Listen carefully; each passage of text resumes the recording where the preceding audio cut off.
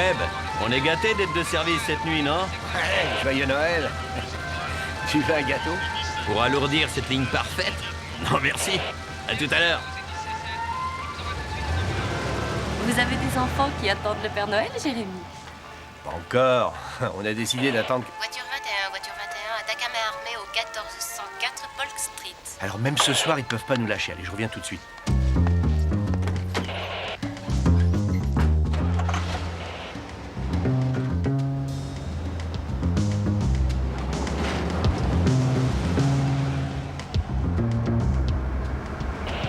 À propos de l'attaque à main armée, des témoins sont interrogés par la police. Le suspect est parti à pied et doit se trouver encore dans le quartier. Description du suspect. Race blanche, cheveux plutôt foncés, taille 1m75, poids approximatif 70 kg. Âge dans les 25 ans. Porte une veste en toile bleue, il est armé d'un 45 automatique.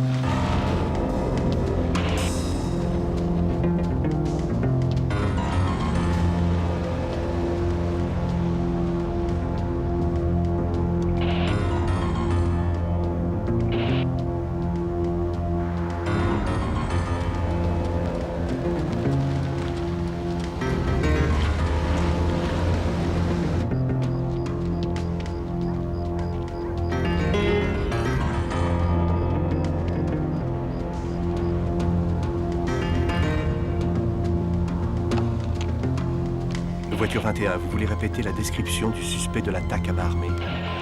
Race blanche, cheveux plutôt foncés, taille 1m75, poids 70 kg, âge environ 25 ans, porte une veste en toile bleue, est armé d'un 45 automatique. Je suis à l'angle des avenues Workman et Woodruff. Je descends interroger un passant qui correspond à la description. Compris, voiture 21. Voiture 28. Rendez-vous à l'angle de Workman et Woodruff, en renfort de la voiture 21. Oui, j'ai entendu.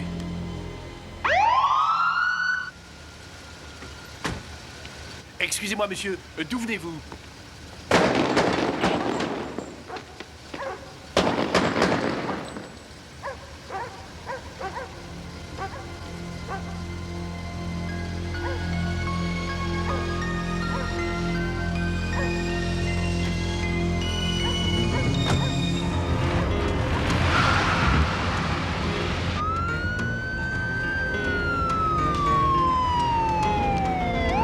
Ici, voiture 28, à l'angle de Workman et Woodruff. Je ne vois pas la 21. Confirmez le lieu. Confirmation, Workman et Woodruff.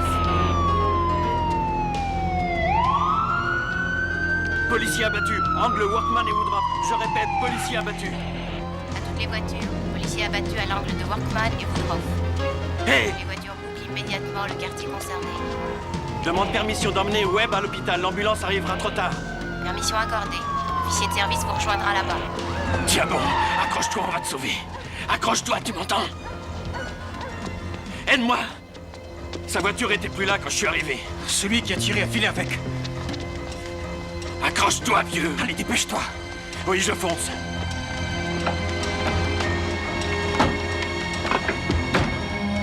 À toutes les voitures. Un policier de San Fernando a été descendu.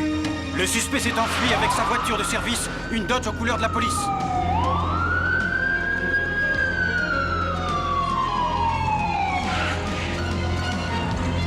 Vite, dépêchez-vous!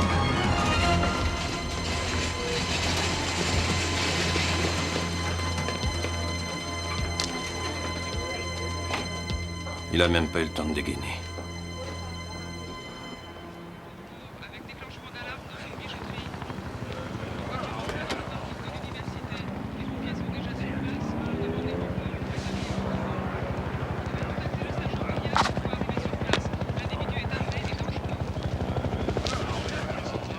C'est vous, Harry? Je suis l'inspecteur Gleason et lui, c'est l'inspecteur Wilson. Comment va Webb? Il est mort. 6 balles, il a reçu 6 balles. Pauvre type. Désolé. On a tout retrouvé. Les 6 douilles tirées. On dirait du 9 mm. Et quand il a été allongé par terre, 3 des balles l'ont traversé de part en part. Ils sont allés creuser des trous dans le ciment. Ça prouve que l'autre a encore tiré après qu'il a été à terre. On le retrouvera. Ouais.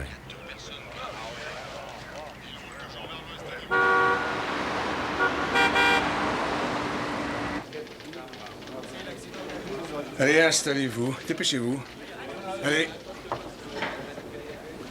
Le capitaine m'a chargé de mener l'enquête sur la mort de Webb, mais avant, je voudrais vous présenter mademoiselle Tanya Blackman, qui travaille au bureau du procureur. Elle vient d'être nommée et assurera la liaison avec le procureur à propos de cette affaire. Bon, le sergent Revetti et la police de San Fernando ont fait ce qu'ils devaient et c'est à notre tour maintenant. Alors, qui commence? Wilson? Mais on n'a pas grand-chose. La voiture volée a été retrouvée dans un terrain vague, aucun témoin bien sûr.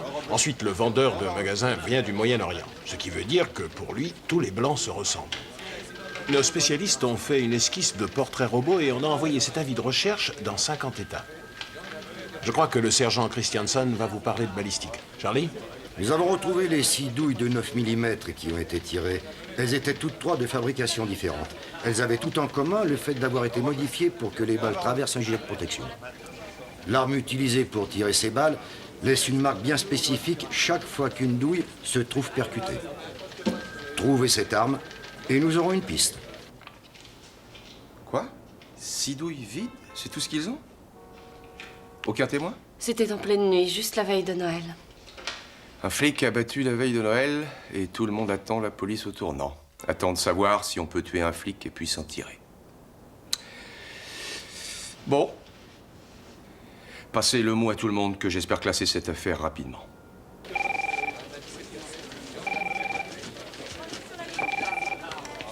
Alors oui, inspecteur Wilson. Oui, ici le lieutenant Seiler. Je téléphone depuis Clinton, en Oklahoma. Qu'est-ce que je peux faire pour vous, lieutenant?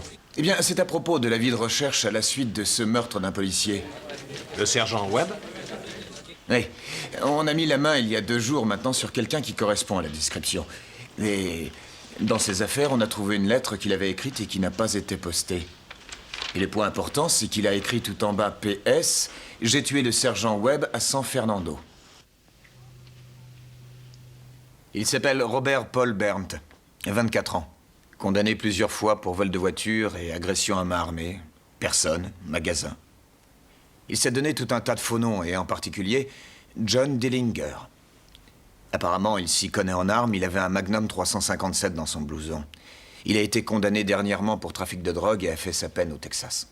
Parlez-nous de cette lettre dans laquelle il écrit avoir tué Webb. Elle est datée de 2 semaines environ. C'est une sorte de confession. Et il y a écrit aussi que la mafia est après lui pour un contrat qu'il n'a pas rempli. Le fait est qu'il aurait beaucoup de détails à propos du meurtre de Webb et qu'il se trouvait à San Fernando pour Noël. J'ai le droit de me taire, j'ai le droit d'avoir un avocat et tout ce que je dirais, c'est ouais, ça va, je connais mes droits, évidemment. Et vous êtes prêt à répondre à nos questions? Oui, bien sûr. Et je tiens à vous dire que je respecte la police. Mon père était flic, lui aussi. Ah oui, c'est vrai, ça? Ouais, c'est vrai, il était MP dans l'armée. Bon, alors on va tout reprendre depuis le début. Allez-y, Robert. Ça s'est passé la nuit de la veille de Noël. La nuit de la veille de Noël?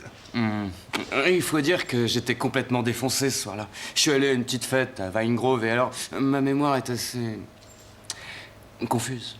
Qu'est-ce que vous aviez pris? Oh, de tout. Coke, crack, pétard. J'étais un vrai sapin de Noël. En tout cas, je suis parti. Et il m'avait mis hors de moi. Il s'était fichu de moi en démolissant une gonzesse avec laquelle je sortais. Alors ça m'a énervé. Un peu après, dans la chambre où étaient les affaires, j'ai trouvé un automatique qui était juste là. De quel type? Un 9 mm. Enfin, je crois. Alors j'ai glissé dans ma ceinture et je suis parti en voiture dans les environs de San Fernando. Je voulais des cigarettes. Je me suis arrêté à ce magasin où il y avait à peu près 2 ou 3 clients, à peine. C'était trop tentant. Alors j'ai emporté la caisse. Et après? Et après, je sors et là, plus de voiture. J'avais dû laisser les clés dessus et j'ai marché dans les rues. Et quelques temps plus tard, une voiture de police s'est arrêtée et le policier est sorti et il s'est approché de moi. J'étais dans un état un peu paranoïaque à cause de la drogue. J'ai pris le flingue et je lui ai tiré dessus. Vous comprenez, je voulais pas tuer ce type. J'étais paniqué. Combien de fois vous avez tiré? 3 fois, je crois. Avant qu'il s'écroule et encore après, jusqu'à ce que le chargeur soit vide.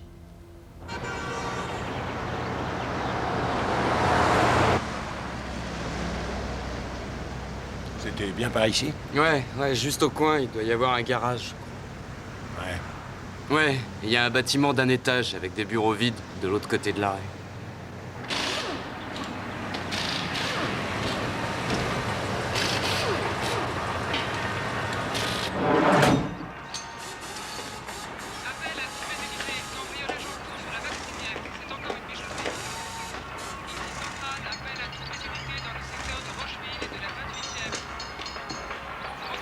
Il va dans la mauvaise direction. Bien sûr, il était complètement défoncé. C'était là. Il attend peut-être qu'on lui dise qu'il brûle.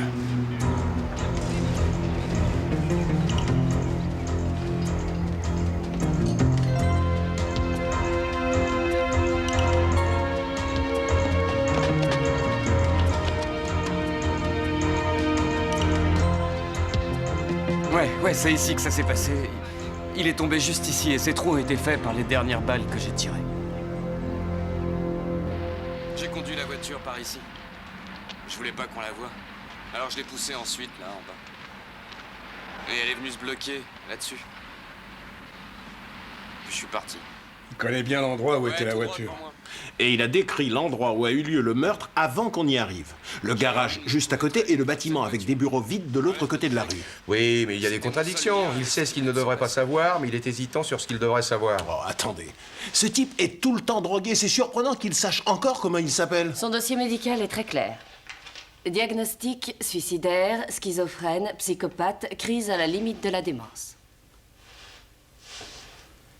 C'est pas assez. Vous êtes trop timoré, John. Si ça n'était pas un policier, la victime de ce meurtre, vous auriez déjà inculpé Bernd. Je l'inculperai quand je pourrai, mais il reste certaines précisions à fournir. Et ensuite? Il accepte le test de la machine à détecter les mensonges. On sera vite fixé.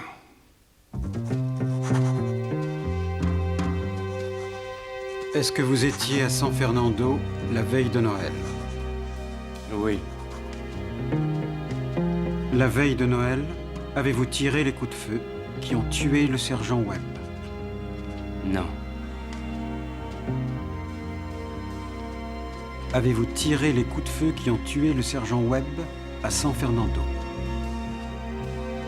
Non. Avez-vous tué le sergent Webb? Non.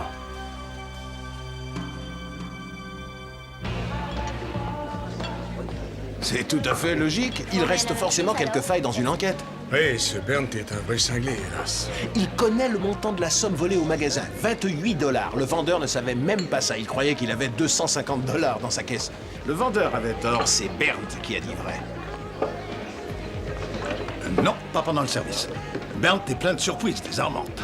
Regardez ça, le résultat du test. Bernd a nié avoir tué le sergent Webb. Ça, c'est pas croyable. Écoutez la conclusion.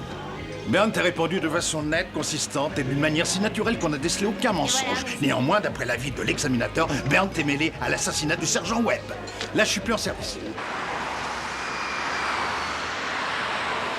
Le procureur fait fausse route au sujet de Robert Bernd. Il le montre comme une marionnette. Il veut rapidement un coupable pour calmer l'opinion publique.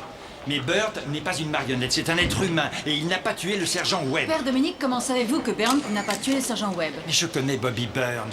C'est un mythomane, c'est un exclu du système, mais il ne tuera jamais personne.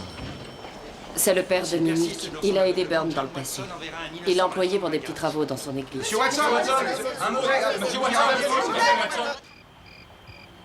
J'estime que les preuves réunies pour l'enquête de police suffisent à accuser Robert Bernd. Je voudrais vous rappeler à tous qu'un officier de police a été froidement abattu. Excusez-moi. Mais le père Dominique nous a donné une version très différente. John Watson, s'il continue dans cette voie, enverra un innocent à la mort. Il s'agit d'un choix politique qui ne s'appuie sur aucune base de justice, sur aucune preuve irréfutable. Cette décision a été prise sous la pression de l'opinion publique et des médias, parce que c'est un policier qui a été lâchement assassiné. Oui, une minute. Mais Bobby Bernd est... C'est ta mère. Bonsoir, maman. Oui, on regardait. Non. Non, c'est pas vrai. Non, rassure-toi, je n'envoie pas un innocent à la mort. Non, écoute-moi, je sais ce que le prêtre a dit. Maman, mais ça pourrait être le pape, ça n'y changerait rien. Attends, maman, écoute.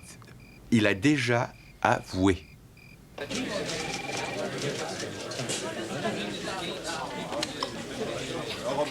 Inspecteur 7. Bonjour, ici agent spécial Murphy du FBI à Ops, dans le Nouveau-Mexique. Vous participez à l'enquête sur le meurtre du sergent Webb. Oui, j'y participe. Je vous appelle au Sujet d'un étudiant en chimie au Nouveau-Mexique, William Mothershed. Il a raconté à sa petite amie qu'il avait tué un policier. Et d'après nos informations, il aurait acheté l'arme qui a été utilisée pour le meurtre. T'as encore séché les cours? Ouais, Qu'est-ce que t'as fait? j'ai flâné. Tu sais que j'adore rêver et faire preuve d'une imagination débridée. Tu rêvais à quoi? Ben, à l'enlèvement d'un vieux chèque dont la rançon aurait servi à voyager dans le monde. Hein? Ou au piratage par ordinateur des plus grandes banques mondiales actuelles. Ah oui, je vois. Intéressant. Tu crois qu'un jour tu finiras par devenir adulte ou pas?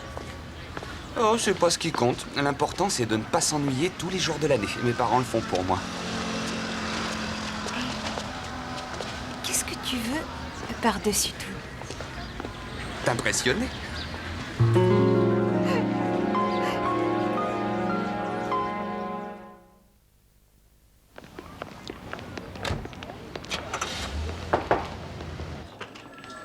Vous voulez me voir, chef? Ouais, Johnny, entre.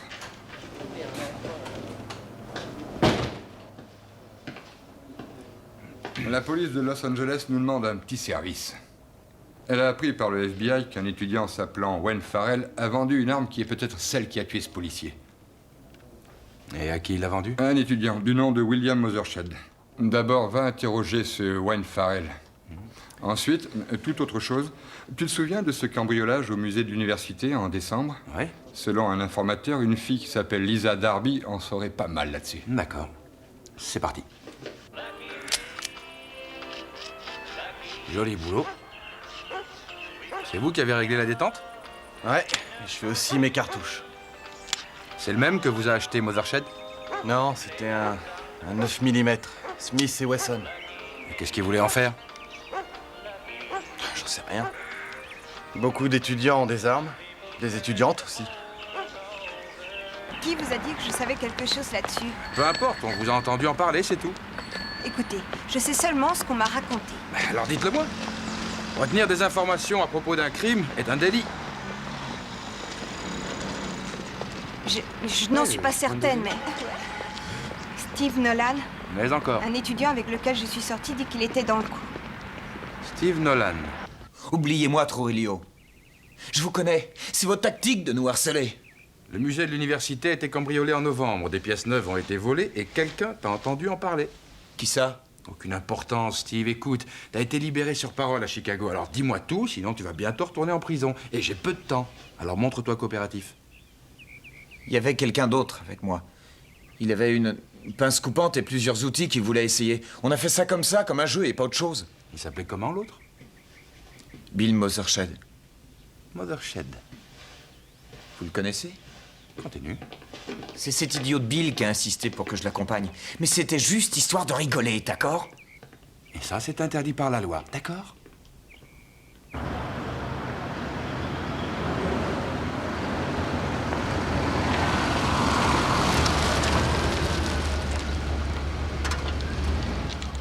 Mais dites-moi, il y a quelque chose qui me chiffonne. Je croyais que vous aviez déjà arrêté un suspect dans cette affaire.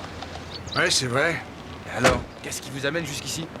Un procureur pointilleux qui veut que son dossier soit en béton. Ah. Et le FBI nous a appris que l'arme aurait été vendue par ici. Quel genre d'arme? Un 9 mm semi-automatique.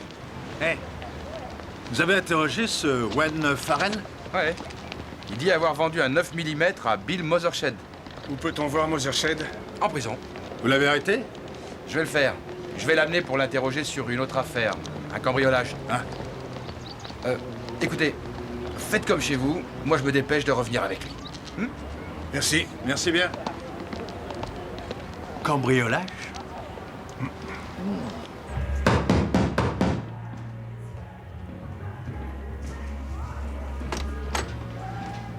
William Mothershed? Oui.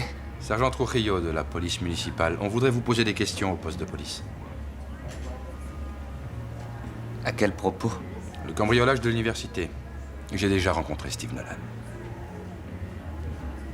J'arrive. Hé, il est excellent, votre café. Merci. Vous avez ramené Mosershed? Oui, il est venu gentiment. Mais je dois voir le chef avant de l'interroger. Vous désirez le voir en attendant? Bien sûr. Absolument. Seconde porte, sur la gauche. C'est très chouette, merci. De rien. On vous laisse ça. D'accord. Et on va être bien sûr que vous avez compris que vous avez le droit d'avoir un avocat. Alors, vous voulez un avocat, Bill? Ouais, s'il vous plaît. Rien du tout. Nous n'avons que 3 avocats dans la ville habitués aux affaires criminelles. On ne peut pas interroger Mosershed sans un avocat. Je vais essayer Ben Salter. Sinon, vous serez déplacé pour rien. Et après avoir forcé la porte, qu'est-ce que vous avez fait? Non, écoutez, ça, on s'en fiche. Je voudrais parler au policier de Los Angeles. À propos de quoi? À propos du flic que j'ai tué. Il vous cherche un avocat. Oh, j'en veux plus d'avocat. Je veux parler à ces types et je veux parler à Lisa Darby, s'il vous plaît. Je lui ai raconté une autre histoire et je ne voudrais pas qu'elle l'apprenne par un autre. J'y vais.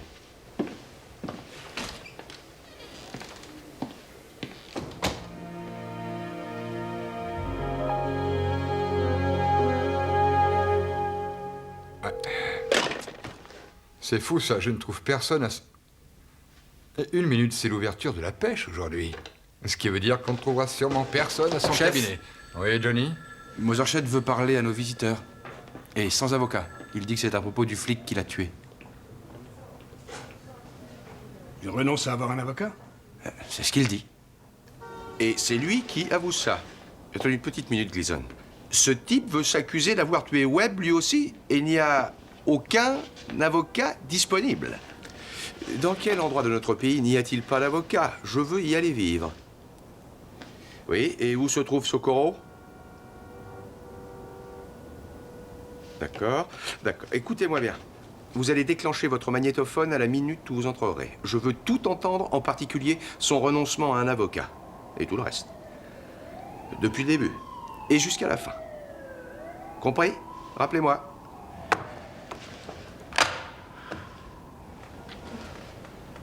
Les avocats sont tous allés pêcher. Décidément, c'est là que je veux vivre. Vous avez acheté une arme? Oui. Un 9 mm. Combien elle vous a coûté? $300. Quelle marque? J'en sais rien. J'y connais rien en armes. Je peux rien vous dire. Qu'est-ce que vous avez fait avec? J'ai commis une attaque à main armée. Vous pouvez décrire le vendeur du magasin? Oui, c'est un Libanais, je crois. J'étais allé plusieurs fois faire des courses dans ce magasin il y a maintenant environ 2 ans. Mes parents habitaient tout près. Bon. À combien se montait ce que vous avez volé? Il y avait un peu plus de $50. Sale bête! J'ai horreur des blattes. Excusez-moi, vous avez vu un peu sa taille? Ces insectes sont très étonnants. Ils ont mis au point un ingénieux système et quand vous en tuez un, ils s'arrangent pour envoyer un signal d'alarme chimique qui avertit les autres du danger qui les menace.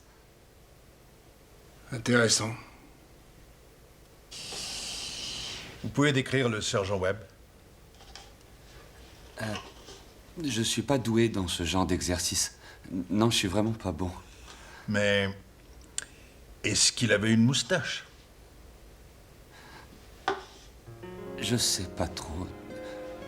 J'en suis pas certain du tout. Est-ce qu'il avait une casquette ou pas? Oui. Oui, je crois bien. Vous étiez à pied? Ah oui, j'ai pas de voiture. Je marchais dans la rue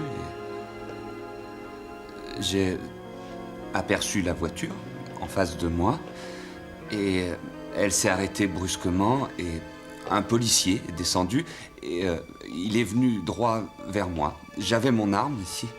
Elle dépassait un peu et quand il s'est approché de moi, j'ai vu qu'il l'avait remarqué et il a fait le geste de dégainer et il était furieux. Alors j'ai paniqué et je lui ai tiré dessus. Combien avez-vous tiré de balles? Ah ça, j'en sais rien. J'ai pas compté. Vous savez, j'ai compris tout à coup que j'étais en train de faire une bêtise et j'ai regretté mon geste. Pour moi, il était toujours vivant. Je n'avais aucune intention de tuer quelqu'un. Un policier encore moins. J'ai appris la terrible vérité ensuite. Ah, il en sait beaucoup. Et il s'est beaucoup trompé. Webb avait une moustache et ça se voit. Et surtout, les policiers de San Fernando n'ont pas de casquette. Il avait raison pour l'arme. Ouais, mais tort pour l'argent. En réalité, c'est 28 $ et pas un peu plus de 50. Et comme Bernd, il dit qu'il s'est affolé. On jurait entendre un ordinateur parler comme la version bien élevée de Bernd. C'est bien ça, oui. Et on en arrive à la même question qu'avec Bernd. Si Bill Mothershed est innocent, comment sait-il tellement de choses? Et pourquoi est-ce qu'il ment?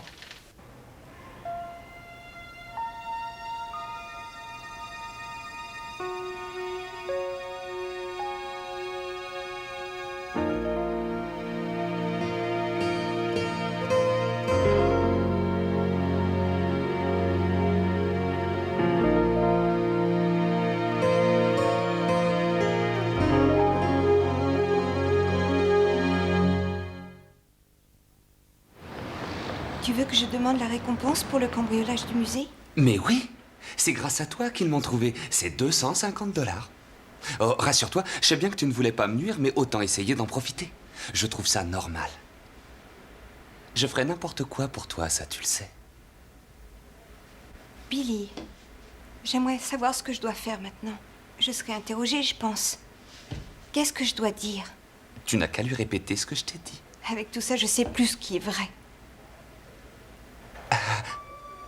Tout ce que tu dois savoir, c'est ce que je t'ai raconté à Chicago. Tu t'en souviens, j'espère? Oui. Alors tu n'as qu'à leur répéter ça. Et tu gagneras le gros lot si jamais tu fais ça. Tu parles de quoi? Du sergent Webb. Une belle somme. 21 000 $, tu entends? Hein?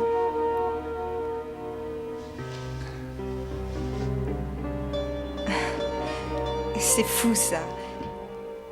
Tu continues à inventer. Tu me racontes n'importe quoi. Je ne sais plus quand ce que tu me dis est vrai.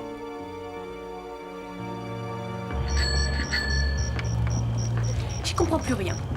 Écoute, si on a vraiment trouvé quelque part sur la Lune des roches ayant autant de millions d'années qu'ils le disent... Bah, qu'est-ce qu'il y a? Billy me fait très peur. Je n'arrive plus à savoir quand il ment. Et il dit qu'il m'aime. Ah. Il a abattu quelqu'un d'après lui. Billy? Tu n'as pas cru, j'espère. Je n'en sais rien. Je sais plus rien. C'est trop bête. Qu'est-ce que je dois faire? Tu le sais, toi? Tu devrais lui en parler. C'est ça. Et j'aurais l'air d'une idiote s'il l'a inventé. Et si jamais c'était vrai? Je crois être la seule personne au monde à qui Billy fasse vraiment confiance, d'accord? Et s'il a tué quelqu'un, à quoi ça sert d'en parler à quelqu'un? Ça ne le ressuscitera pas. S'il te plaît, Lisa. Là, tu oublies la loi. Toi, tu oublies la confiance. Je crois lui devoir au moins ça. Tu vois, Lisa, je sais pas ce qui t'attire en lui. Effectivement, Billy est joli garçon, mais... C'est comme s'il avait gardé tout son amour avant de l'offrir à une certaine personne, et cette personne, c'est moi. Et tu voudrais me voir tout démolir? Je regrette. C'est hors de question.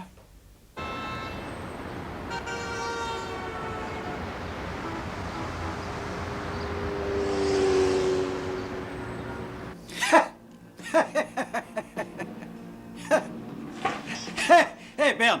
Quoi? T'as vu la bonne blague? Laquelle? Un petit jeune vient de déclarer qu'il avait tué ton policier. Un étudiant. Tiens, amuse-toi. William Mothershed, un jeune étudiant du Nouveau-Mexique, a avoué l'assassinat du sergent Webb la veille de Noël. Quoi? Mais qu'est-ce qu'il veut prouver, ce jeune morveux?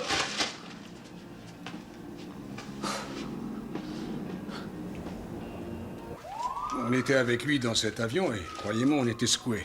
Alors j'ai sorti une bouteille de bourbon et j'en ai offert à Mosershed.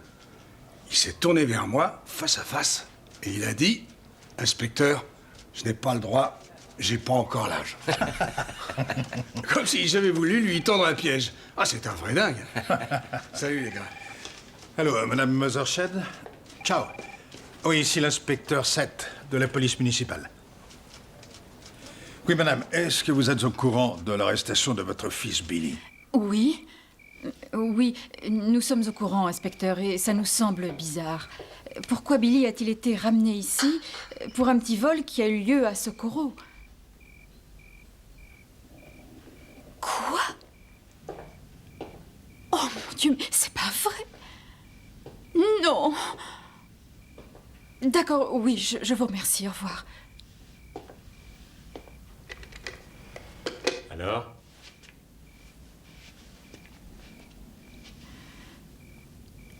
Ce n'est pas un cambriolage. C'est un meurtre. Un policier en plus.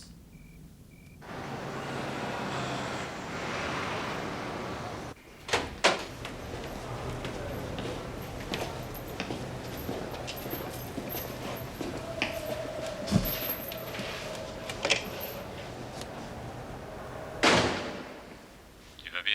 Oui, merci. Bah, tant mieux. T'as besoin de quelque chose? Non, merci. Billy. Bonjour, maman. Bonjour, toi. On tenait à te voir. Oh, tu vas rire. Il y a maintenant 8 jours, j'étais inscrit à un examen pour devenir aviateur. Non, tu as fait ça? Oui, pour l'armée de l'air. J'ai tout réussi. Je suis dans la petite partie de ceux qui ont réussi et qui peuvent tout espérer. Billy. Bill, est-ce que tu sais où tu es? Oui? Et tu sais pourquoi tu y es? Oui, maman.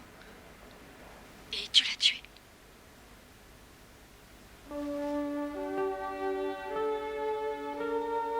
Écoute,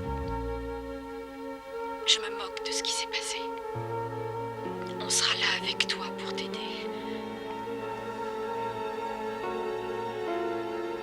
Est-ce que Lisa a appelé? Chérie, je ne l'ai jamais rencontrée. Oh, tu l'adorerais. Il est arrêté pour meurtre et de quoi il parle? De cet examen pour devenir pilote qu'il a réussi avec succès. Mais qu'est-ce qu'il a dans la tête? Tu me demandes ça à moi? J'ai jamais réussi à le comprendre. Et d'après Bill, qu'est-ce qu'il a fait de son arme? Il est allé avec des amis à Salt Lake City et il l'a dispersé en morceaux en chemin. Mosershed et Burnt, si différents et pourtant étrangement semblables. Quel paradoxe. Est-ce qu'ils se connaissent? Merci de me rencontrer. Je voulais éclaircir certains points. Vous le reconnaissez?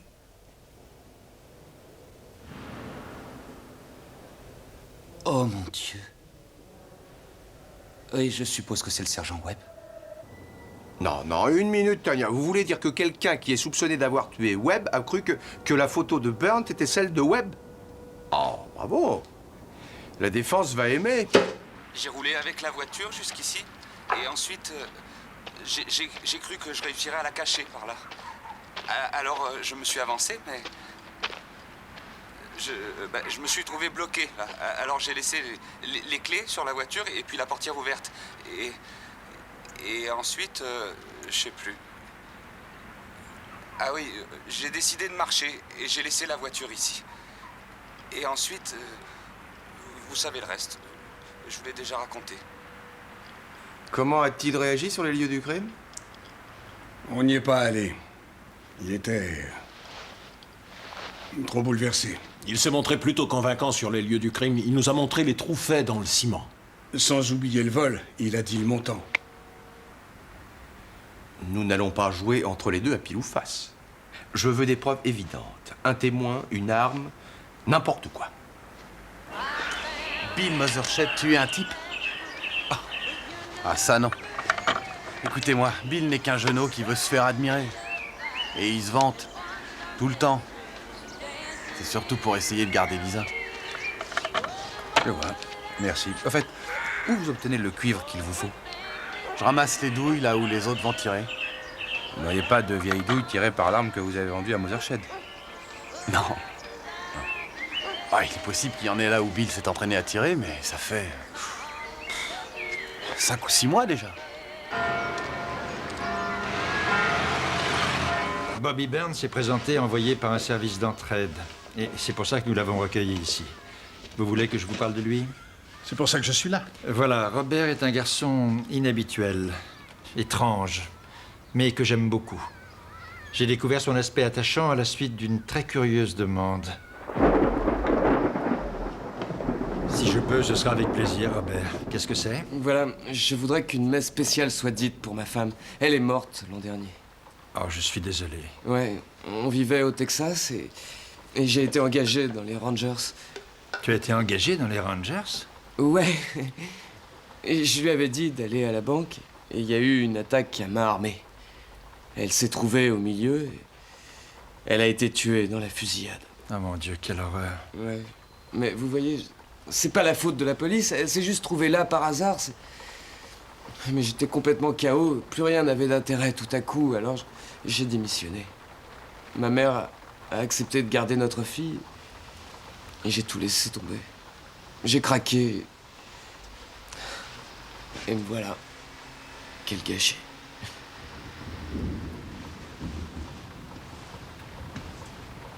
Dimanche prochain, je dirai une messe spécialement pour ta femme. Quand l'avez-vous revu pour la dernière fois? À peu près une semaine après Noël. Il était en uniforme. Bonjour mon père. Alors, de quoi j'ai l'air? Bobby. C'est bien ce que tu veux, tu en es sûr? J'en avais assez de végéter. J'ai vraiment besoin de réagir. Alors j'ai rempilé. Et j'ai retrouvé mon ancien grade. Je pars demain pour l'Allemagne. Mais Bobby, tu étais en train de t'intégrer. Vous me souhaitez bonne chance, mon père? Bien sûr. Et c'était juste après Noël. Il a été arrêté en Oklahoma, pas en Allemagne. Il n'a jamais eu de femme, ni d'enfant. Et il n'a jamais été dans l'armée. Vous avez certainement une opinion personnelle sur lui. Ah oui. Oui, je crois que Bobby ne saura jamais distinguer le rêve de la réalité. Mais il n'est pas dangereux. Bobby n'est pas un tueur. Il est incapable du moindre mal.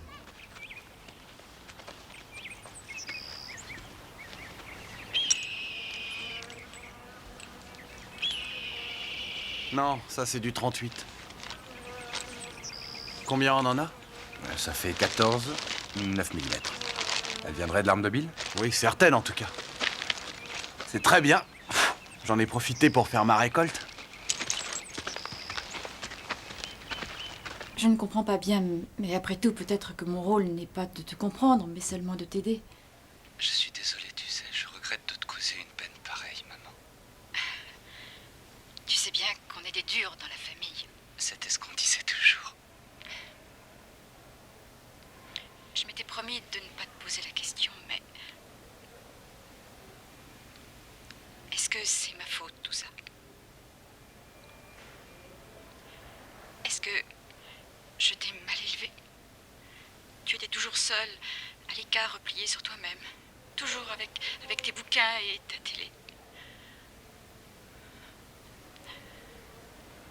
C'est si dur de croire que tu aies pu le faire. Que toi, tu aies fait du mal.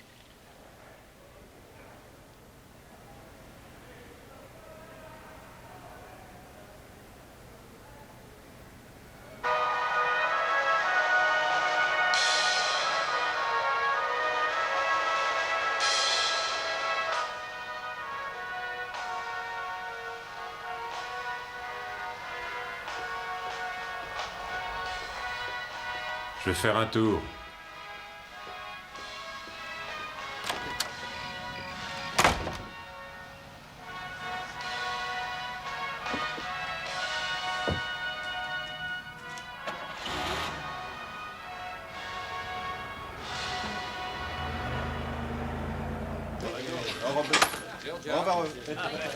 Qu'est-ce que c'est que ça? Un petit cadeau qui est arrivé de Socorro ce matin. Tu verras si ce sont les mêmes douilles trouvées auprès de Webb. J'espère. Où se trouvait-elle? Elles étaient dans le sable depuis des siècles. Je veux vite une réponse. Quand? Ce soir? Qu'est-ce qu'on fait maintenant? Il faut bousculer Burnt pendant que la police s'occupe de Mothershed. Je veux savoir pourquoi il s'est accusé d'un crime avant de revenir sur ses aveux. Je veux le savoir aujourd'hui. Alors, à vous de jouer. Ça vous va? Vous croyez que vous avez tous les droits? De quoi vous parlez? Vous le savez très bien. Vous avez écrit une lettre disant que vous l'aviez tué. Ensuite, vous changez d'avis devant la police, vous ne l'avez pas tué. Ensuite, vous dites que la mafia vous recherche parce que vous n'avez pas tué. Ensuite, vous nous dites l'avoir fait et ensuite, vous le niez. Écoutez, si vous j'ai nous dit- faites tous perdre un temps précieux depuis l'Oklahoma jusqu'à Los Angeles. Vous croyez que je peux l'accepter? Hein? Je ne veux pas perdre un seul instant, ça je vous préviens. J'ai rien à ajouter. Écoutez ce que je vais vous dire. J'ai reçu les ordres du procureur de ce district pour lequel je travaille de savoir ce qui vous a fait dire que vous l'aviez tué. Si c'est faux, et si je ne lui apporte pas la réponse, il ne vous posera plus aucune question. C'est simple, il demandera votre tête et il fera tout pour l'avoir. Et je le connais bien. Il obtient souvent ce qu'il veut. D'après moi, vous feriez mieux de tout dire, sinon ça va mal finir. Vous savez que vous me faites très peur. Ne jouez pas avec le feu. Alors pourquoi avez-vous avoué un crime avant de le nier ensuite? Vous êtes déjà allé en prison au Texas? Burnt dit qu'il a avoué parce que l'Oklahoma était sur le point de l'extrader au Texas, où il est recherché pour attaque à main armée. Et il est déjà allé en prison au Texas. Il dit que c'est un véritable enfer. Il pensait qu'en avouant avoir tué Webb, il serait enfermé en Californie, à la prison qu'il a choisie. Oui, c'est un petit peu gros. Il en sait vraiment trop à propos du meurtre.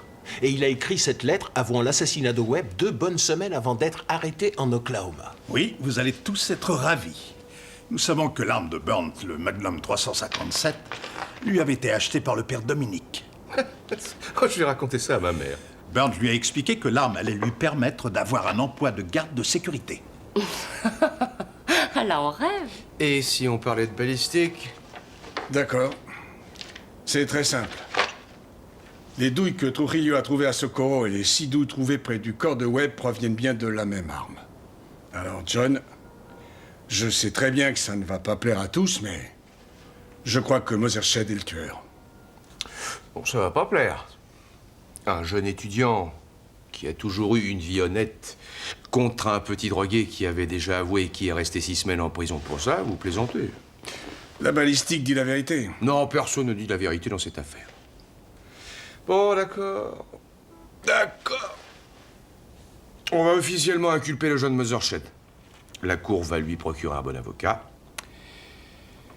J'ai vu qu'il y avait eu une autre attaque à main armée contre un magasin de nuit avant celle du meurtre. C'était dans le même quartier. Il peut y avoir un lien et les 2 vendeurs ont vu seulement des photos de Burnt.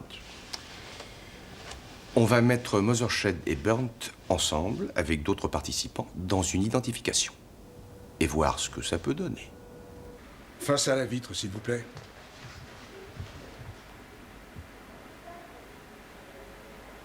Vous reconnaissez quelqu'un?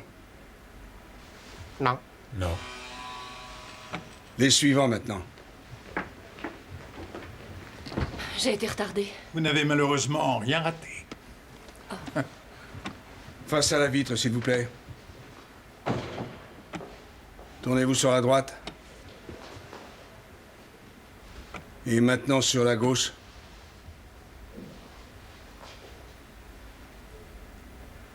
Vous reconnaissez quelqu'un? Non. Le voleur n'est pas là. Vous pouvez sortir, merci. Oh non. Ouais, oui, lui en personne. Comment allez-vous, Gleason? Ça va, et vous? Mademoiselle Blackmon, l'assistante de Watson. L'avocat de Bill Mothershed, Charles Lloyd, surnommé le charmant Charlie. Enchanté. Depuis quand êtes-vous avec Watson? C'est mon premier travail pour lui.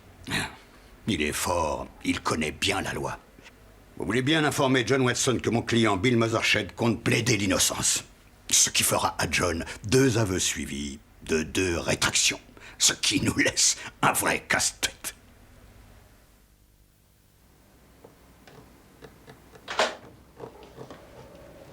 Burnt, vous êtes hors du coup. J'abandonne les charges contre vous. Oh, attendez, monsieur Watson. À votre place, je ferais pas ça. Je peux encore aider à coincer Mothershed. Et puis, vous m'avez gardé enfermé ici, quoi, 6 semaines? De quoi vous avez l'air? Alors gardez-moi encore un peu. Tout ceci est très intéressant, mais on va vous réexpédier où on vous a trouvé. Et à ce que je crois savoir, vous irez ensuite au Texas.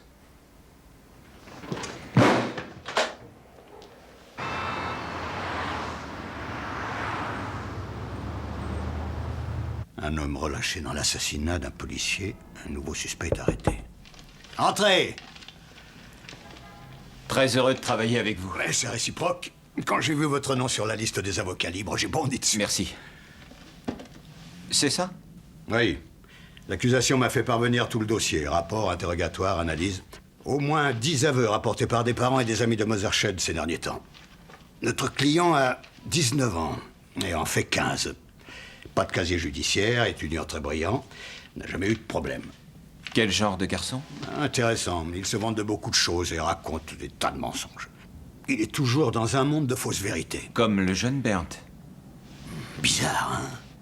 Il est aussi fou amoureux d'une fille et pour l'épater, il jurerait avoir assassiné Lincoln. D'accord, d'accord, je n'ai rien dit, mais avec tous les aveux qu'il a faits, vous croyez possible qu'il soit innocent?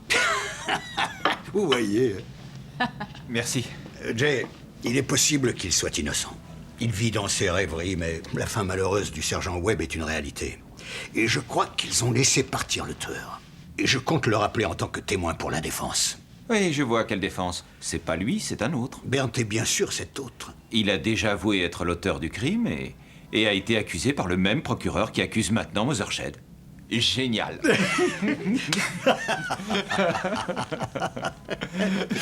J'ai demandé à ses parents de venir demain. Ils sont anéantis. Je viendrai. Je pars immédiatement voir Mothershed. Vous avez des suggestions? Non. Je n'ai rien réussi à en tirer. Il n'est pas bavard.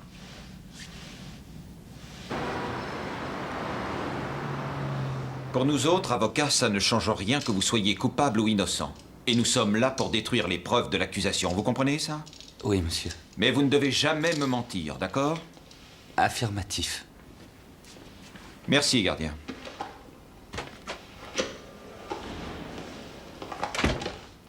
Bon, avant tout, nous appellerons Bernd comme témoin de la défense. Qui est Bernd? Vous ne connaissez pas Bernd? Je le devrais. Il a avoué avoir tué Webb depuis des semaines. Il a été arrêté et accusé, il correspondait à la description, lui aussi. Vous ne savez rien de tout ça? Non.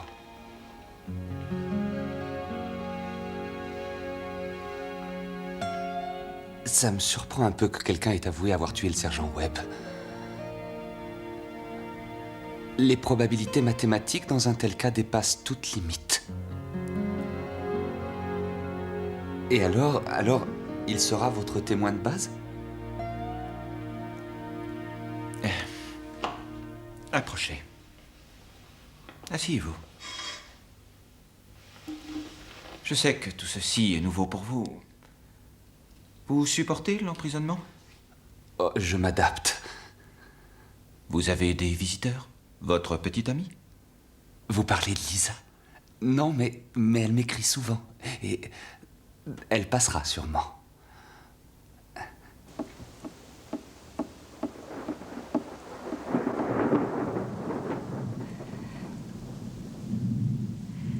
Entre nous, je voudrais savoir pourquoi vous me mêlez à l'affaire. Parce que je vous demande de participer à cette affaire en tant que témoin de l'accusation. Vous savez des choses concernant un homicide et la loi a besoin de votre coopération. Je ne suis au courant de rien. Je vous l'ai déjà dit. Vous en avez parlé avec Bill. Et vous avez entendu des amis en parler aussi. Oui. Mais je pensais que... Nous avons mené notre enquête, Lisa. Et 5 d'entre vous savaient que Bill disait avoir tué un homme, un policier. 5 jeunes gens, étudiants, brillants, et aucun n'a parlé. Mais non, personne ne savait si c'était vrai. Vous pensiez peut-être que c'était un jeu? Un policier a été tué. Il avait une famille. Il faut y penser un peu. Il essayait de capturer un minable qui avait attaqué un magasin. Oui, le sergent Jeremy Webb a été froidement tué alors qu'il voulait juste interroger quelqu'un.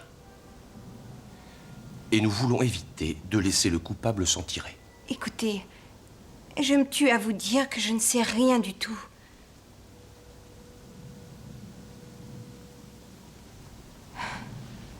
Vous êtes têtu.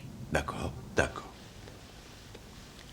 Alors, parlez-moi de sa famille. Il voulait jamais parler de sa famille. Jamais. Ah oui. Une fois, il a voulu en parler. Et il a parlé de lui-même. Tu sais, Lisa, je crois que je ne veux pas avoir d'enfant. On t'en a offert? Non, Pourquoi ça? Eh ben, parce que je serai un père, bien sûr, et les choses les plus ordinaires dégénèrent en problèmes, même les échecs. Les échecs? Ouais.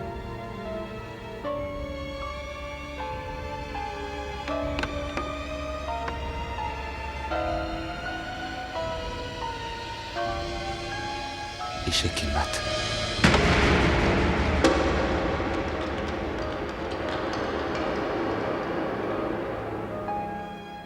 Tu vois, j'ai toujours eu peur de lui. C'est à cause de ça que je ne veux pas être père plus tard. C'est juste ça qui t'empêcherait d'avoir de beaux enfants un jour? T'es pas d'accord? Non. Si tout le monde réagissait comme ça, la race humaine aurait vite disparu. Non. Quand je voudrais avoir des enfants, je ne laisserai personne sur Terre l'empêcher. Tu sais que tu es incroyable. C'est pour ça que je t'aime autant.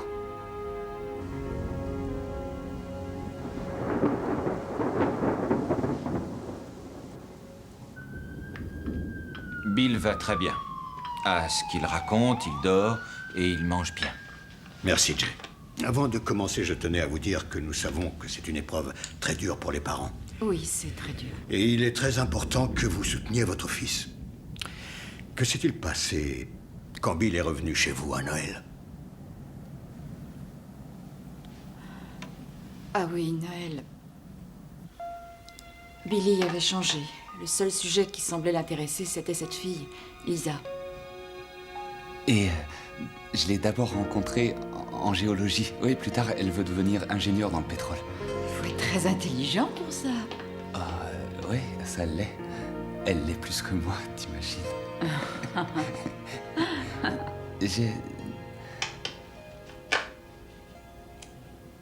Je voudrais t'emprunter un peu d'argent.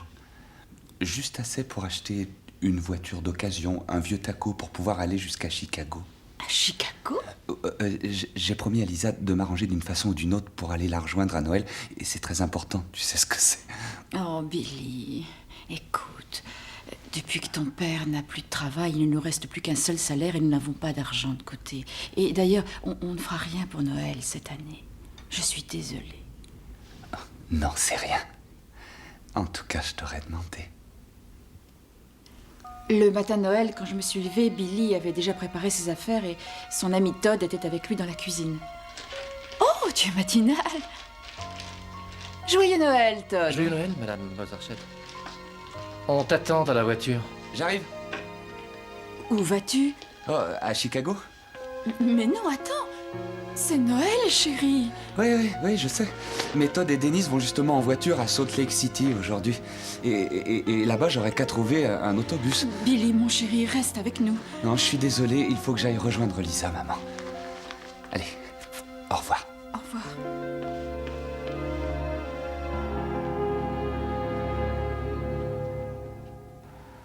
Lisa, que s'est-il passé ce jour-là à Chicago? Bill m'avait dit qu'il viendrait me rejoindre en voiture. Puis il m'a téléphoné pour que je l'attende à l'arrivée de l'autobus.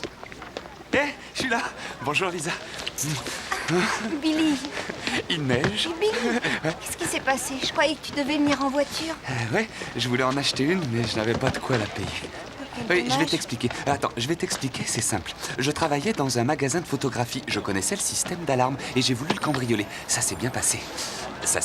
J'ai pu entrer dans le magasin sans histoire. Et je n'ai pas eu trop de mal à forcer la porte du petit coffre où se trouvait l'argent. Et il y avait $6 000 dedans. Tu pouvais acheter la voiture alors? $6 000? Je les ai sortis de là. Et après, j'ai tout posé là, sur le comptoir. Et en bougeant, j'ai dû malheureusement déclencher une autre alarme, directement reliée avec la police. Et un flic est apparu. Et il a voulu sortir son arme, j'ai sorti la mienne. Et j'ai tiré. Tu as tiré sur un flic? Oui. Il fallait que je file de là. Oui. Et j'ai réfléchi et j'ai pensé qu'il pouvait déjà avoir demandé de l'aide. Et tu sais quoi?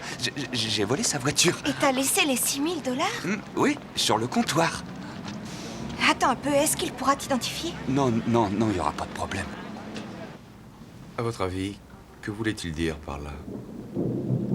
J'en sais rien du tout.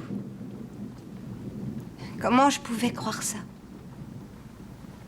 Billy passe son temps à mentir. En particulier à moi. Il invente des histoires et ça ne tient jamais debout. Mais quand vous avez repris les cours, vous en avez parlé? Oui. Je me suis dit, et si cette fois c'est vrai? Et alors j'ai voulu en parler. Et je l'ai dit à ma meilleure amie. Ça serait vraiment chouette d'aller à Los Angeles au début du printemps. Ouais, juste pendant les vacances. Non, pas à Los Angeles. Bill a eu des problèmes à Noël là-bas.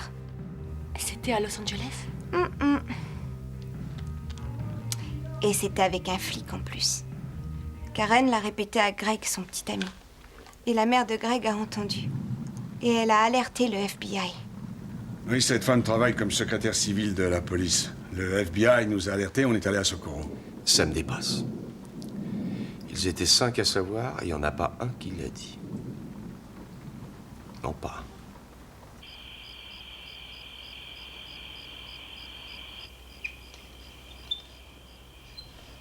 John? Celui-là? Qu'est-ce qu'il y a? J'ai pas sonné. On doit généralement dormir au milieu de la nuit. Le tribunal est fermé. Je réfléchissais à propos du skipper et de Becky. Qu'est-ce qu'ils ont fait? Rien. Encore. Ces jeunes étudiants, dans cette affaire, brillants, instruits, lucides, c'est justement ce qu'on espère pour Skipper et Becky. On rêve de les voir comme eux. Et aucun d'eux n'a dit le moindre mot. À personne. L'un d'eux a tué un flic et ils n'ont pas dit un seul mot. Calme-toi, chérie. Tu sais ce que c'est à cet âge. On préfère se taire que dénoncer un ami. Oui, mais il n'y a pas d'exception. Là, il s'agit d'un meurtre. Dis-moi. Qu'est-ce qui va se passer quand Skipper et Becky vont aller suivre leurs études et qu'on ne sera plus là avec eux? Ces enfants ont bénéficié de tous les garde-fous familiaux possibles. Bill Mothershed n'a même pas eu de contravention. Alors, comment savoir?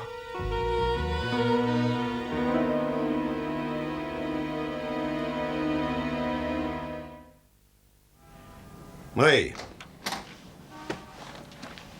Oui.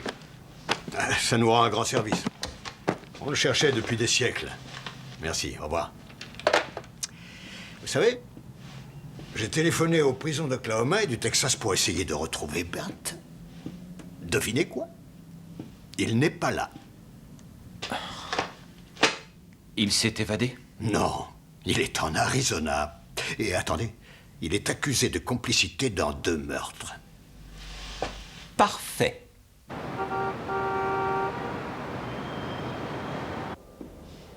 Pas mal.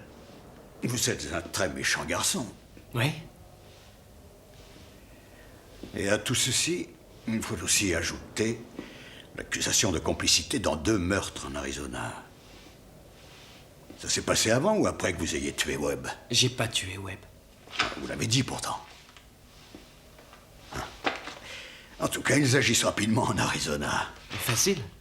L'une des victimes a eu le temps de parler. Je n'ai pas pressé la détente. L'autre s'est servi de mon arme et c'est pour ça que je sais suis... très bien ce que veut dire complicité de meurtre. Bon. Robert, je veux vous appeler comme témoin pour la défense. Votre présence ne sera pas utile à l'avant-procès, mais seulement au vrai. Ah, ça me plaît. Tant que ça? Ouais. Je vais faire voir aux flics comme je les ai tous baladés. Vous savez, j'ai passé de faux aveux. Oui, je leur ai menti sans arrêt et tout passait. Ils ont cru que c'était moi. Vous devez être fier de vous. Ah ouais. Et en quoi mon témoignage vous sera précieux? C'est simple. Vous avez d'abord avoué avoir tué Webb. Ensuite, vous avez dit que c'était faux. Je vais prouver que vous mentez. Non, attendez. S'ils laissent Mothershot s'en tirer, ils voudront toujours venger ce policier. Et alors ils vont s'en prendre à moi. Je vais démolir votre défense et le faire condamner. Le pré-procès a lieu dans 2 jours seulement. Laissez-moi vous expliquer. Il n'y a pas de jury, mais les 2 parties sont présentes devant le juge et expliquent quelles sont leurs intentions de façon à établir certaines règles de base pour le procès. Par exemple, voir si certaines preuves sont admissibles, comme vos aveux. Ou le témoignage de Bernd. Oui, c'est ça. C'est une sorte de prologue. Nous avons des points en notre faveur. Vous avez un passé sans histoire, pas de casier judiciaire et vous êtes très jeune. Et vous n'avez pas de mobile pour commettre un cambriolage ou tuer un flic. Comme vous ne vouliez pas d'argent pour de la drogue. Et quant à vos aveux, il est reconnu que vous mentez pour impressionner vos amis, en particulier Lisa. Et quand cette histoire s'est produite, vous avez bondi sur une telle occasion parce que vous avez l'esprit toujours très confus et que vous voulez passer pour une sorte d'aventurier. C'était vrai. Et quand ces inspecteurs de Los Angeles m'ont interrogé, j'ai été obligé de jouer mon rôle. Mais je crois que je pourrais l'expliquer à la barre. Attendez. Vous n'irez pas à la barre. Écoutez, vous n'êtes pas à la télévision. On ne fait pas venir un accusé à la barre, sauf s'il n'y a aucune autre option. Dites, la majorité des accusés a mon intelligence? Non. Mon instruction? Ce n'est pas la question. Je veux aller à la barre. Pourquoi? Eh bien, nous avons là ce que je qualifierais d'hypothèse d'école. Il y a 3 critères ici, simples mais empiriques. 1, il n'y a pas de jury. Alors je ne risque rien. 2, ayant vécu tout ça, je peux mieux le contrôler. Et 3, l'intelligence est ma meilleure arme et la logique nous conduit à l'utiliser. Une hypothèse d'école. Il peut appeler ça comme il voudra, Watson va rapidement l'anéantir. J'en sais rien. Vous avez déjà eu un client aussi brillant? Non, ni aussi naïf. Et ça, c'est génial. S'il s'en sort à l'avant-procès, alors il aura à témoigner devant un vrai jury. Et là, il sera très efficace. J'ai souvent vu pire. Oui, et défendu pire. Et gagné.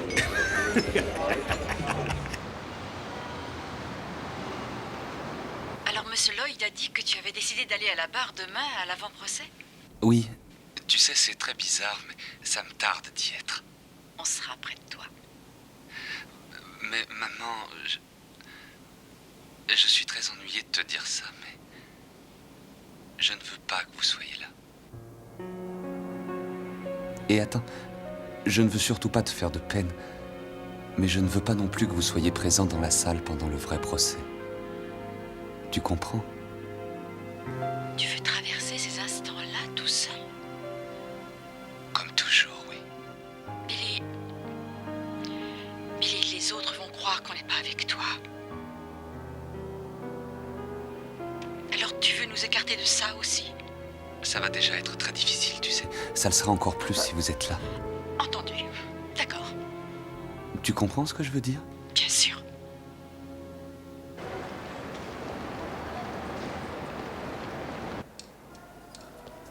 Tout va bien? Oui. Bien dormi? Je dors généralement bien. Bien. Essayez de vous détendre, ne soyez pas nerveux. Je ne suis pas nerveux. Est-ce que vous avez parlé à Lisa? Non. Bill, j'ai appris que pour le procès, Lisa serait un témoin de l'accusation. Oh. Bon. Ne vous inquiétez pas, Lisa ne dira rien du tout contre moi.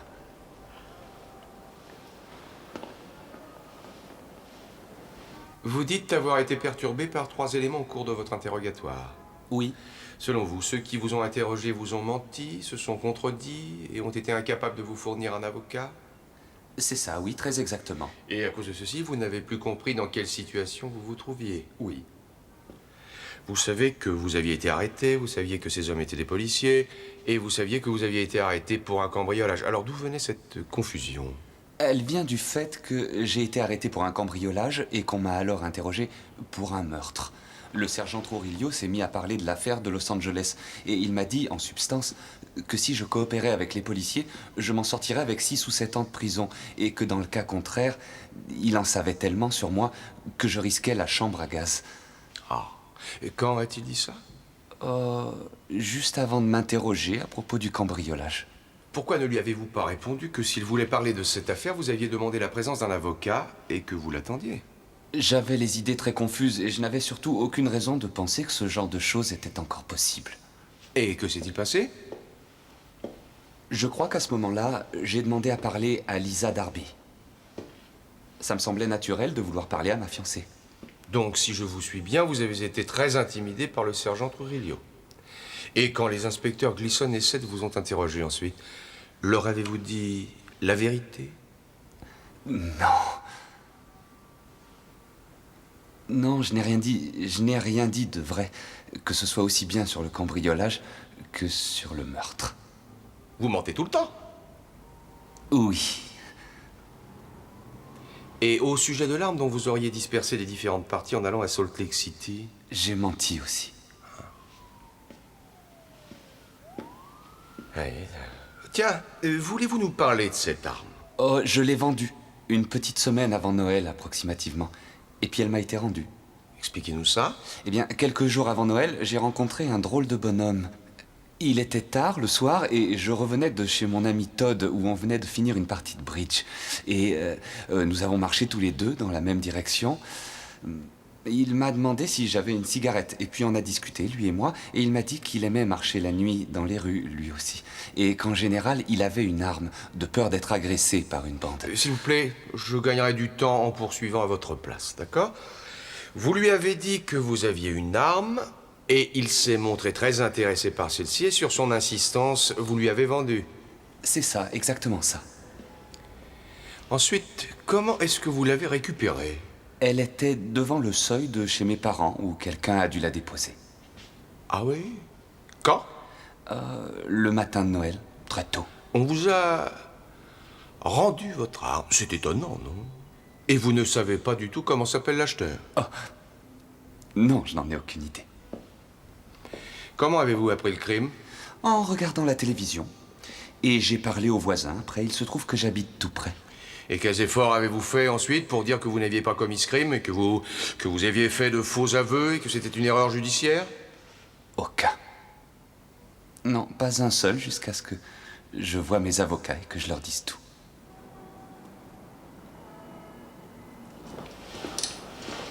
Bon, alors? Quel est le score? 500-1. Vous avez un point. Votre numéro était bon. On y va.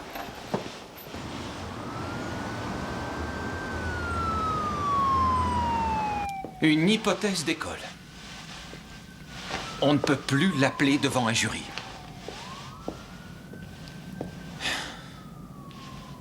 Et maintenant? Réfléchissons. Les deux facteurs essentiels sont l'amour et le mensonge. Bill est complètement fou de Lisa. Tout ce qui peut le faire paraître plus important à ses yeux semble rationnel pour lui. Il croit même ce qu'il dit. Bernd a la même attitude. Mothershed et Bernd sont les deux faces de la même pièce. Pensons comme Bill le ferait. Quel est mon but? Impressionner Lisa. Alors je raconte un peu partout des histoires de macho, comme ce cambriolage d'un magasin de photos. Je me fais passer pour un grand criminel. Et voilà qu'un malheureux policier est abattu dans mon quartier. Et personne n'est arrêté. Je dis que c'est moi, à mes amis, mais la mère de l'un d'entre eux le répète. Qu'est-ce que je dis? Je voulais juste rigoler, et j'ai l'air d'un idiot devant Lisa. Non, pas ça. Alors je passe à la phase 2. Je vais être jugé, et je me régale parce que je sais que je suis innocent. Et je vais ridiculiser les flics. Et ça renforce mon image de criminel diabolique auprès de Lisa. Tadam! C'est moi le gagnant. L'accusation a seulement 6 douilles, mais pas l'arme qui a tiré. Les deux vendeurs vont montrer Bill du doigt et dire qu'il ne s'agit pas de leur agresseur. Et nous avons Bernd, qui a avoué aussi le crime, assis là avec tout ce qu'il représente, et sa participation à 2 autres meurtres. Et vous croyez que le jury va gober ça? Ah, en réalité, le jury m'est égal. Je veux un seul juré avec juste l'ombre d'un doute. Non, non, non. Bill a fait des aveux qui vont le démolir. Là, il pleure. Il s'affole, il est désolé. Je crois qu'il devrait admettre avoir tué dans un moment de panique. Un jeune garçon est susceptible de céder à la panique. C'est le plus idiot des crimes. Aucune préméditation. La peine encourue dans des circonstances pareilles, son âge, son environnement d'étudiant, sera à tout casser de 20 ans et il n'en fera que 8 ou 10. C'est à lui de choisir. L'homme qui affronte le châtiment prend la décision. Il est trop jeune. Pas pour la loi. Les faits montrent que c'est bien un adulte qui a fait ça. Qu'est-ce qu'il risque dans ce cas-là? La perpète. Comme vous dites, sans pouvoir être remis en liberté sur parole.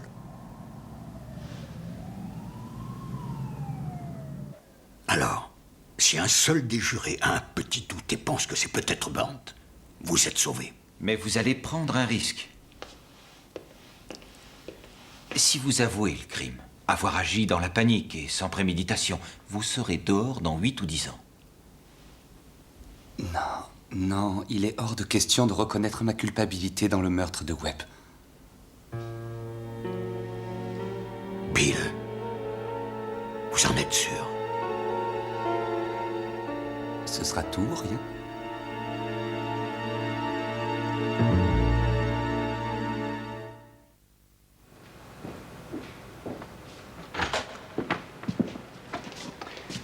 Charlie n'est pas là? Il devait voir le juge, il arrivera dans 1 minute. On est prêt. D'accord. Tout va bien? Ça va. Il va y avoir un défilé de témoins ce matin. Vous savez que je l'ai tué. Oui.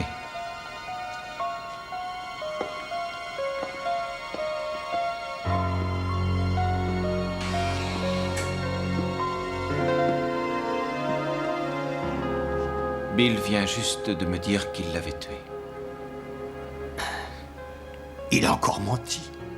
Pourquoi ça? Ça l'amuse. Ou il ment sans le savoir. De toute façon, il a besoin d'un avocat. Le fait que ces douilles soient restées des mois dans le sable ne change en rien votre opinion. Qu'elles correspondent aux 6 douilles trouvées à l'endroit du meurtre. Oui, tout à fait. Ça n'y change rien du tout. Ces douilles ont été réutilisées. Quand le coup de feu est tiré, la douille est marquée par le percuteur. C'est comme une empreinte digitale. C'est pourquoi je peux affirmer qu'elles viennent toutes de la même arme. Bill Mothershed possédait cette arme et représente par là même le lien pouvant unir les douilles trouvées à Socorro et celles trouvées sur les lieux du crime. Et au cours de cette identification, vous n'avez pas reconnu le voleur, n'est-ce pas? Non, il n'était pas dans le nombre. Voyez-vous cet homme ici aujourd'hui? Non, il n'est pas là. L'homme qui vous a volé est-il ici aujourd'hui? Non, il n'est pas là.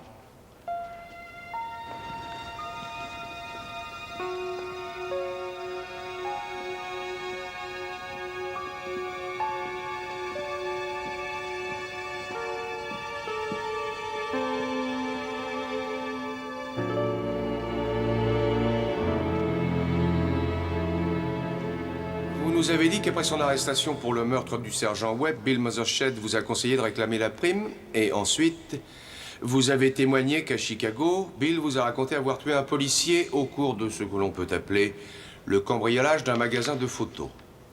Oui. Qu'avez-vous répondu à ce moment-là?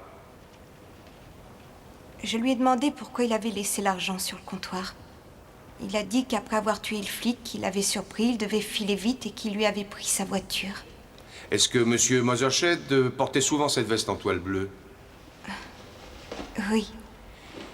Quand il portait une veste, c'était toujours celle-ci? Oui, c'était la seule qu'il avait. Vous avez déclaré que la liaison amoureuse entre vous et Bill était plutôt sérieuse. Oui. Pensez-vous qu'il serait juste de dire qu'elle était plus sérieuse pour Bill que pour vous? Oui. Souvenez-vous de cette fois à Chicago où Bill vous avait parlé d'un rêve qu'il avait eu. Oui. Voulez-vous bien redire devant la cour la conversation que vous avez eue avec M. Mothershed à propos de ce rêve? Ça remonte à la visite que Bill est venu me faire là-bas à Noël. Il devait trouver l'argent pour s'acheter une voiture et me rejoindre à Chicago, mais ça a raté. Alors j'ai emprunté la voiture de mon père et on a pu au moins rester entre nous. J'aimerais avoir assez d'argent pour nous offrir un motel. Je n'ai jamais emmené de fille dans un motel. Oui, je sais. Lisa, j'ai fait un rêve. En réalité, c'était pas du tout un rêve, c'était beaucoup plus un cauchemar. Alors, et voilà, je m'étais endormi le soir dans ma chambre. Et un bruit m'a réveillé. Et tout à coup, à la fenêtre, j'ai vu le sergent Webb. Et il était avec sa femme. Il tenait son arme et il a tiré sur moi, sans rien dire. Le même nombre de fois que je l'avais fait. Et il a ajouté que les trous des balles tirées par le sergent Webb formaient la lettre U.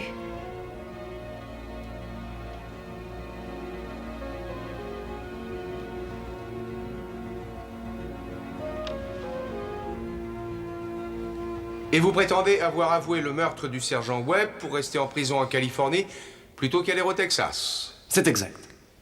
Vous avez dit à la cour que vous préfériez aller en prison en Californie qu'y aller au Texas. Mais avez-vous réfléchi que pour le meurtre d'un policier, vous étiez passible de la peine de mort? Je savais que de toute manière, il y aurait automatiquement appel. Ce qui retarderait mon départ vers l'Arizona ou le Texas. Comment étiez-vous au courant pour la voiture de police abandonnée? J'ai vu ça à la télévision. Et puis, il faut vous dire que je connaissais bien l'endroit, parce que j'y avais fait des livraisons pour le père Dominique. Tout le reste, je l'ai entendu et vu à la télévision. Comment avez-vous réussi à suivre les événements quand le sergent Webb a été tué? Par la radio. J'écoute pendant des heures entières ce qu'ils y racontent. Je connais la longueur d'onde utilisée par la police. Description du suspect, race blanche, cheveux plutôt foncés, taille 1m75, poids approximatif 70 kg, dans les 25 ans. Vous avez trompé les inspecteurs à ce que vous dites. Comment saviez-vous à quel endroit s'était produit le crime? J'en savais rien. Je lui avais expliqué que j'étais complètement défoncé, ne l'oubliez pas. Et alors, ce sont eux qui m'y ont conduit. Et il se trouve que je connaissais aussi cet endroit, toujours grâce à mes livraisons. Voilà. Ouais, juste au coin, il y a un garage, je crois. Bon, alors, si vous n'étiez pas là à l'instant du meurtre, dites-nous comment vous pouvez savoir où le sergent Webb avait été tué. Je l'ai déjà dit. Les inspecteurs de police m'avaient conduit sur place et laissé chercher. J'ai eu de la chance.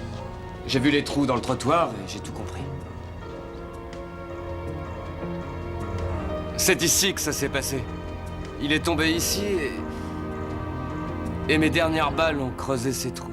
Alors, vous maintenez avoir fait ces faux aveux de façon à ne pas partir en prison au Texas. Et vous vouliez ridiculiser en plus la police. On peut dire que les flics ont marché. J'ai été mis en prison pendant 2 mois. Pourquoi, en dehors de tout ça, avez-vous avoué avoir commis un tel meurtre? Écoutez, j'avais envie de devenir célèbre, voir mon nom passer partout à la télévision. Quand j'ai avoué, tous les médias se sont précipités et j'ai été une vedette. Je me suis senti exister. Tout le monde en parlait. J'avais réussi.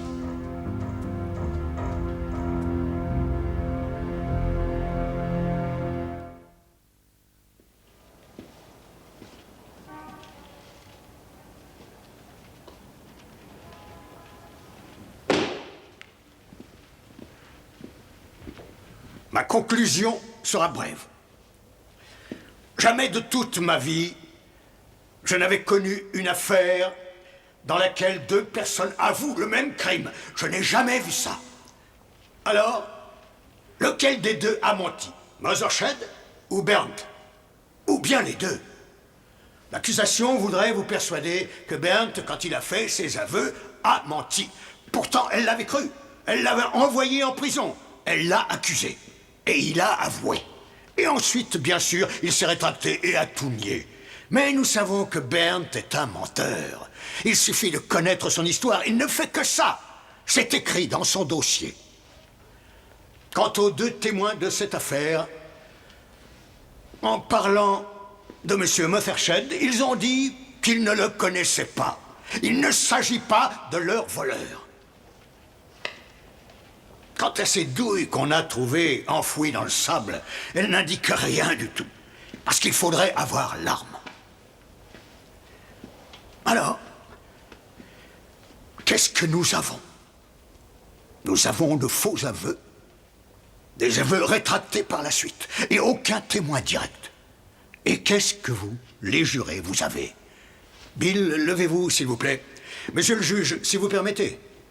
Oui, qu'est-ce que vous avez? Vous avez un jeune étudiant qui n'a rien fait de contraire à la loi de toute sa vie, qui imagine des histoires pour s'imposer, et vous avez un vétéran du système qui vient d'être accusé de complicité dans un double meurtre. Merci, Bill. C'est tout ce que vous avez.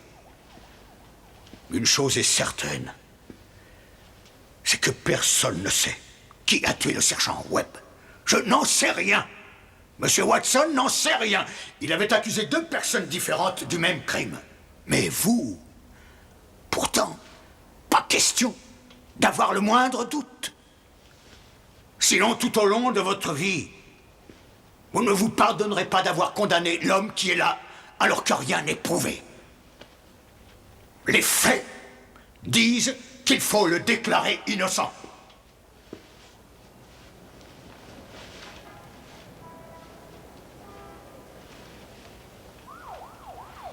Le problème est donc de savoir lequel de ces 2 hommes a menti, et je vous ai fait faire des tableaux détaillés au sujet de points très précis se rapportant au vol et au crime lui-même. Par exemple, combien d'argent a été volé, comment était habillé le voleur, comment il est parti, le nombre de coups de feu, la voiture abandonnée, l'emplacement du meurtre, etc., etc., etc. Sur la gauche, ce que Mothershed savait.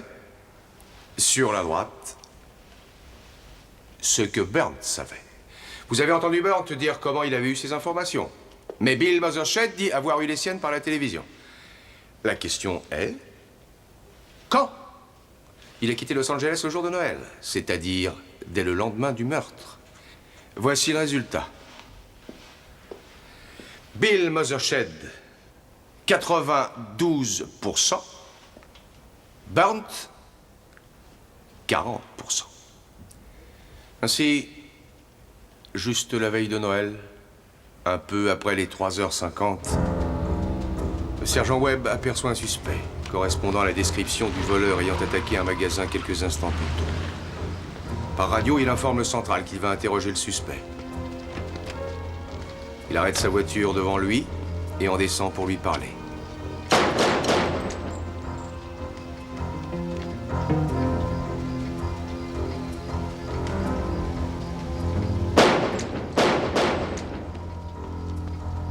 Ensuite, l'homme monte dans la voiture de police et part avec. Mothershed cache l'arme dans le sac qu'il emporte et s'en débarrasse pièce par pièce en roulant vers Salt Lake City. Alors cessez de voir Monsieur Mothershed comme on l'a présenté à ce procès, un étudiant naïf et charmant dans de beaux habits neufs. Je veux que vous soyez le Bill Mothershed qui s'est procuré ce 9 mm là-bas à Socorro, acheté à Wayne Farrell avec des munitions spéciales et qui s'est entraîné avec cette arme à Socorro.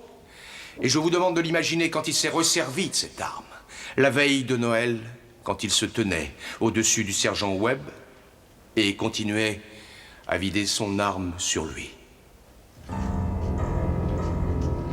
Je vous demande de déclarer l'accusé coupable de meurtre au premier degré. Un tel verdict serait une victoire de notre système.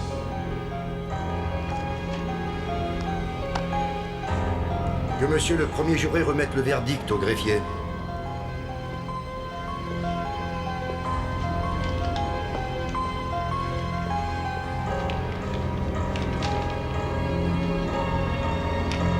Veuillez lire le verdict.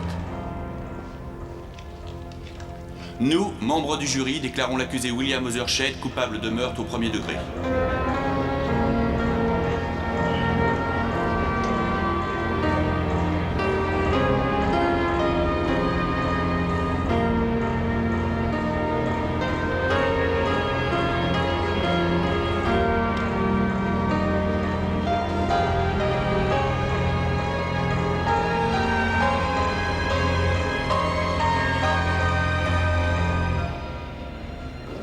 Il est revenu juste après. Vous le connaissez?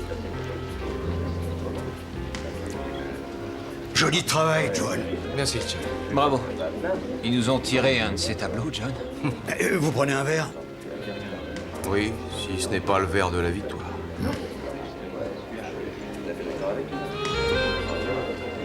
Non. Il n'y a pas de victoire.